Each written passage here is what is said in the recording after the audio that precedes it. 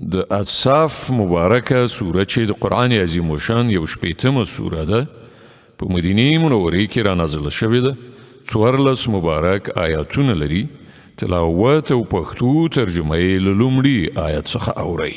بسم الله الرحمن الرحیم.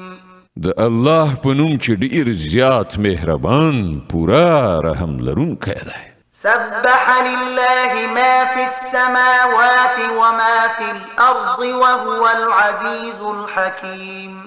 الله په پاکۍ یادوي هر هغه څه چې په آسمانونو او په ځمکه کې دي او هغه برلاسه او د حکمت څښتن دی. يا أيها الذين آمنوا لم تقولون ما لا تفعلون كبر مقتا عند الله أن تقولوا ما لا تفعلون. ای مؤمنانو تاسې ولې هغه څه وایئ چې کوئ نه؟ د الله په وړاندې د ډېر ناوړه حرکت دی چې تاسې هغه څه ووایئ چې کوئ نه. إن الله يحب الذين يقاتلون في سبيله صفا كأنهم بنيان مرصوص. د الله خو هغه خلک خوښ دي چې د هغه په لار کې په داسې شان صف تړلي جنګیږي چې ګواکې هغوی یو محکم کړای شوی دیوال دی.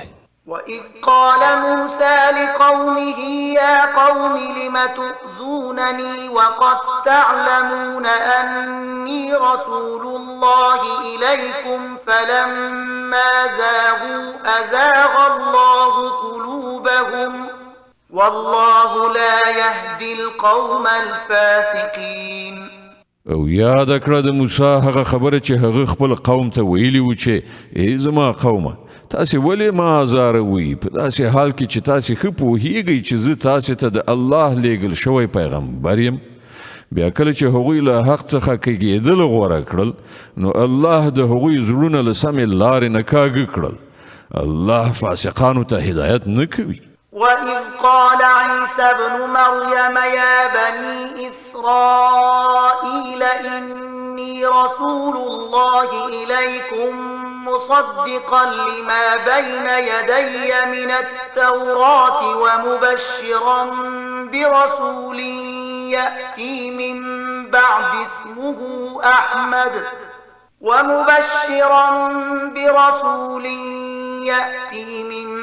بعد اسمه أحمد فلما جاءهم بالبينات قالوا هذا سحر مبين.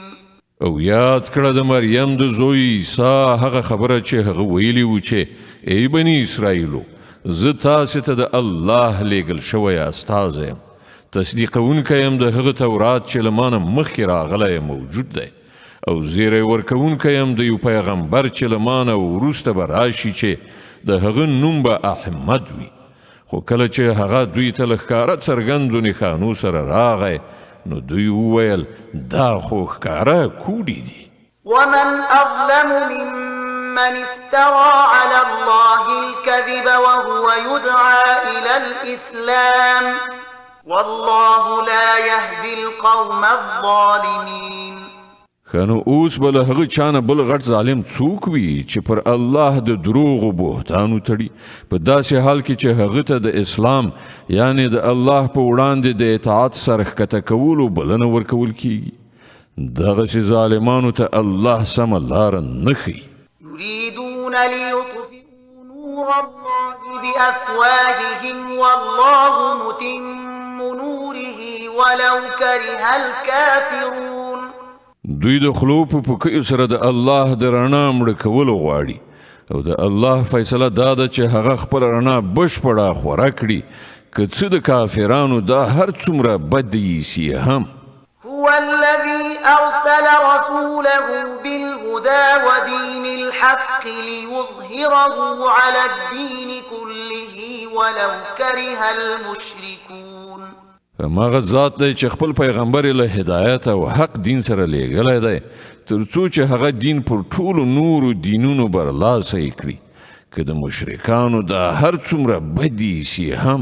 يا أيها الذين آمنوا هل أدلكم على تجارة تنجيكم من عذاب أليم ای مؤمنانو زه وښیم تاسې ته هغه تجارت چې تاسې له دردناک عذاب نه وژغوري تؤمنون بالله ورسوله وتجاهدون في سبيل الله بأموالكم وأنفسكم ذلكم خير لكم إن كنتم تعلمون پر الله او د هغه پر پیغمبر باندې ایمان راوړئ او د الله په لاره کې په خپلو مالونو او خپلو ځانونو سره جهاد وکړئ همغه ستاسې لپاره بهتره ده که تاسې پوهیږئ يغفر لكم ذنوبكم ويدخلكم جنات تجري من تحتها الأنهار ومساكن طيبة في جنات عدن ذلك الفوز العظيم الله بس تاسې ګناهونه درو بخي او تاسې به هغو باغونو ته ننباسي چې تر هغو لاندې به ویالې بهیږي او د ابدي استوګنې په جنتونو کې به ډېر غوره کورونه درکړي دا د ستر بریالیتوب وأخرى تحبونها نصر من الله وفتح قريب وبشر المؤمنين او هغه بل شی چې تاسې غواړئ هغه به هم درکړي د الله لخوا مرسته او ډیر نږدې په برخه کېدونکی برای ای پیغمبره مؤمنانو ته د دې زیری ورکړه يا أيها الذين آمنوا كونوا أنصار الله كما قال عيسى ابن مريم للحواريين من أنصاري إلى الله كما قال عيسى ابن مريم للحواريين من أنصاري إلى الله قال الحواريون نحن أنصار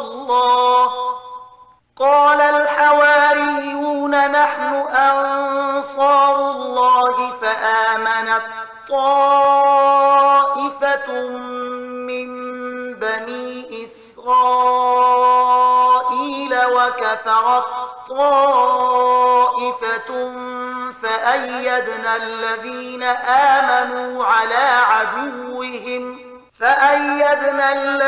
آمنوا على عدوهم فأصبحوا ظاهرين ای مؤمنانو د الله مرستندویان شئ لکه څنګه چې عیسی د مریم زوی حوارینو ته ویلیو څوک دی د الله لوري ته په بلنه کې زما ملاتړ او حوارینو ځواب ورکړی مونږ یو د الله مرستندویان په هغه وخت کې د بني اسرائیلو یوې ډلې ایمان راوړ او بلې ډلې انکار وکړ بیا موږ د مؤمنانو ملاتړ وکړ د هغوی د دښمنانو پر ضد او هغوی برلاسي شول